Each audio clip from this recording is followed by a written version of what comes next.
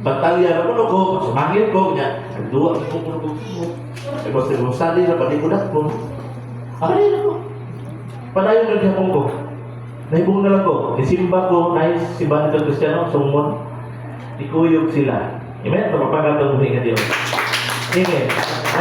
Sila po karoon isubay sa sigpin nga dalan nga kanya to nasa lapad nga dalan. Okay, sorry. Grabe, kwartahay na nasa kwartahay. Oo. Amen? So nga, walang tayo oras, kami pataking istorya ninyo. Pero kita mag-amputan. Dali ko ka, Diyos, ulit katapusan sa ngalan ni Kristo Jesus. Salamat sa pagkamayo.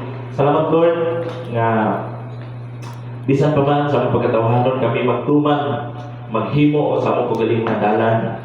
Salamat ka nakakanunay, magpahimangno ka namo, magtultol ka namo, kamusubay kami sa sigpit nga dalan ng mga kamatuoran. Isumala sa imong pulong sa Juan 6:14 ba to? Nalingon siya, nga ako ang dalan at kamatuoran ng kinabuhi. Walay makasulod